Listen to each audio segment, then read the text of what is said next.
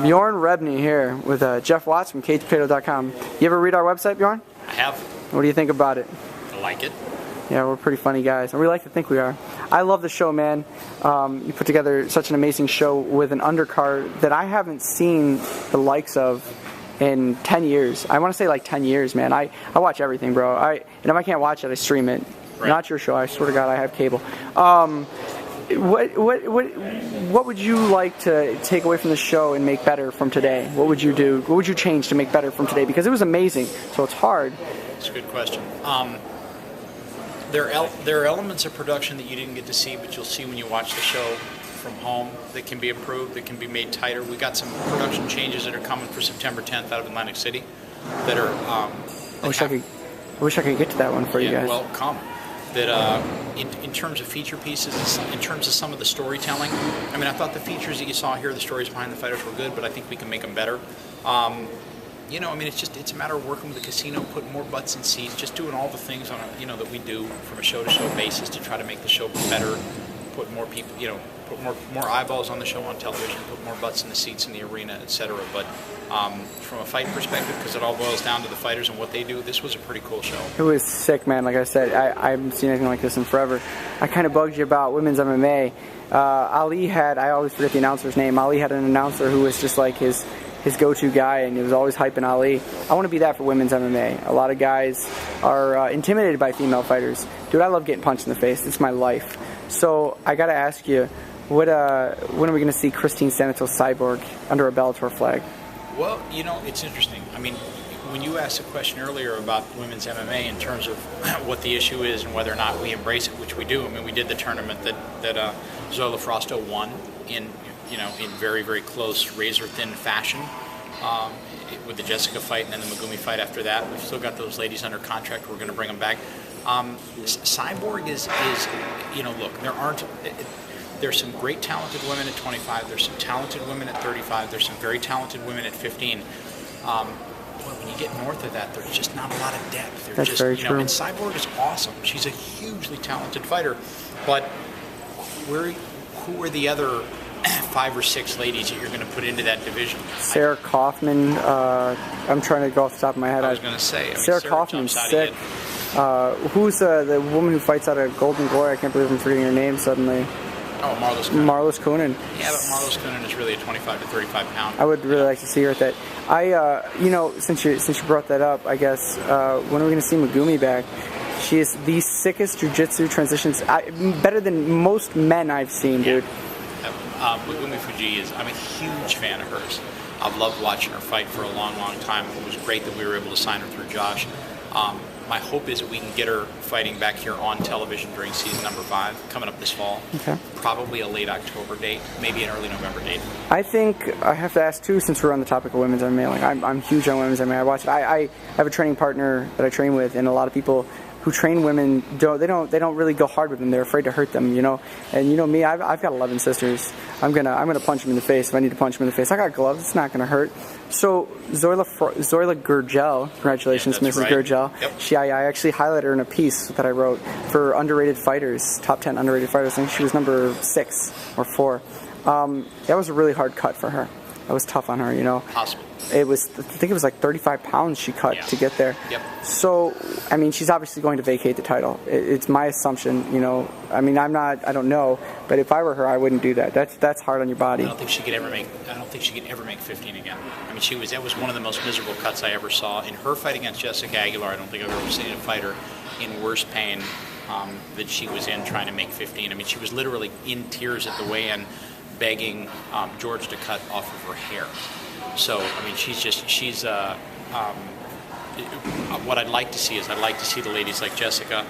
Megumi's already said that she'll fight at 25. Jessica can fight at 25 very easily. Rosie would like to come back and has been on a good run in terms of her ability to fight at 25. And then you could have Zoila at 25. That's a wickedly talented group of ladies. That is insane. And you could probably get Marlos to go down. I mean, she was, I believe she was just released and is no longer a Strikeforce champion. Yeah, so there are no glory folks. So yeah. Man, I got to tell you, that kind of pisses me off. Sorry, Dana. Anyway, I'm probably never getting hired anyway. I got this shirt on. But that's something else I was curious about. What's next for Bellator television wise? Where do you want to go? MTV2. MTV2. That's the home. You know, that's the deal. That's the home. We're there now. We'll be there throughout the entirety of the fall season. I mean, they've been unbelievable partners. The ratings climb, the demo climbs. Great group to be with. Lots, you know, there were 12 of them here today helping us with the show, giving us insight, ideas, concepts. So, unbelievable partners for us, and they continue to be. That's awesome, man. Yeah. I guess I have 3 more questions for you, and Sure. I said 5, and I have thousands. You're such an interesting, an interesting person, and you're not. You know, when I think about you versus a lot of other promoters, you're not polarizing. You don't cast down that glare. You're not a douchebag. Let's be straight up about it. You know, you never hear you dropping F-bombs. You're a class act. You're good to people. I mean, I saw you up here. You not only gave the winners the opportunity to speak, you gave the losers the opportunity to speak. And you don't see that a lot of time. They get snubbed. And it just seems like you and your fighters have a neutral ground of respect. So I guess my question is, how do you feel about like what the UFC does to fighters as far as what they did to Golden Glory, for example? I mean, what's your take on that? You know, I don't mean to try to sidestep the question, but fair enough. You know, literally, I'm at this 16, 17 hours a day. You know, we're doing 27 live nationally televised shows on MTV2 live and free over the next 10 months. So, I'm hyper focused on our production, on our signings of fighters, on our in-house production, which I thought looked much better this show than it has in previous shows. I'm just, you know, I'm so hyper focused on what we're doing, and that I don't get to spend a lot of time kind of focused on what I used to focus on as a fan many years ago, which was looking at Pride and watching UFC events with my buddies and stuff like that. I catch an occasional Ultimate Fighter. I watch some of the pay-per-views from the UFC when I get a chance, but I just don't. We've got so many things going on underneath this umbrella, and so many things are going so well. I don't ever really give it that much thought, to be honest with you. Fair enough. My last question, last 2 questions I'll ask, is what would you suggest to aspiring fighters who want to fight under the Bellator flag? What would you suggest that they go and do before approaching you? As you mentioned, if you had a penny for every time somebody said they had this awesome fighter, you'd be a rich man. Right. So what would you suggest to them?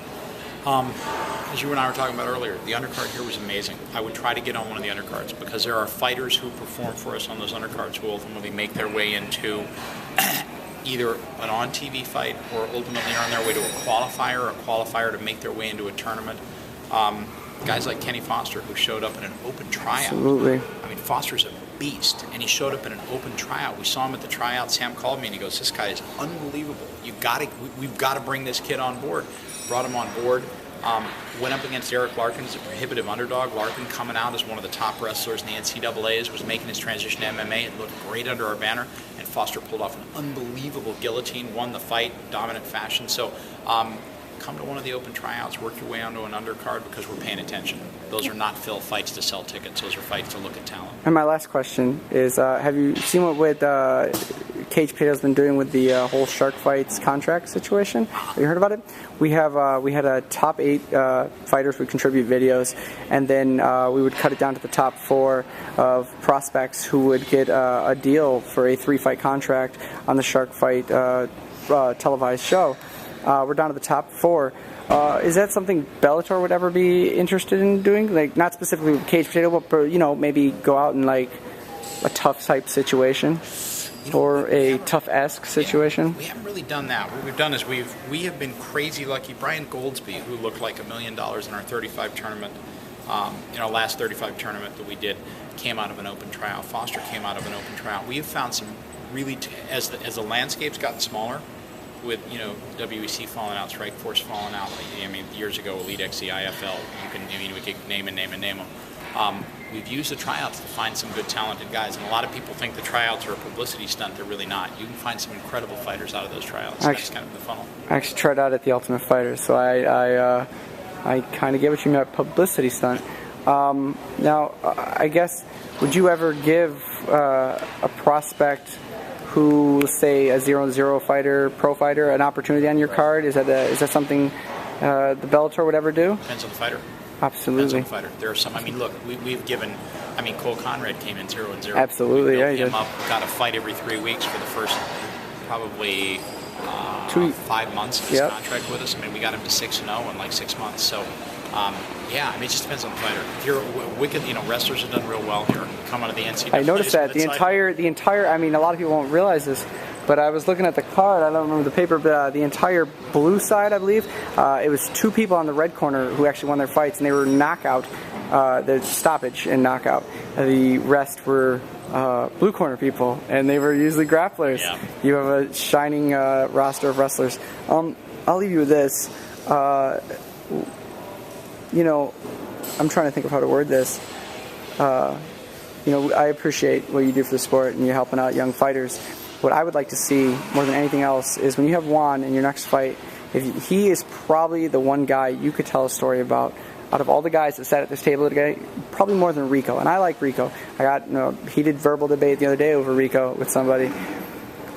Juan has a huge story to tell, and I'm sure the rest of the fans would love it. And he would just like when you told. I'm totally blanking. I've been on 2 hours of sleep for 3 days. When you had Roger Huerta, you told an amazing story about him. If you remember, because he has a crazy story in life. But Juan has a crazy story too, and I think that's something the fans would love to see. Is that something we'll see in the future?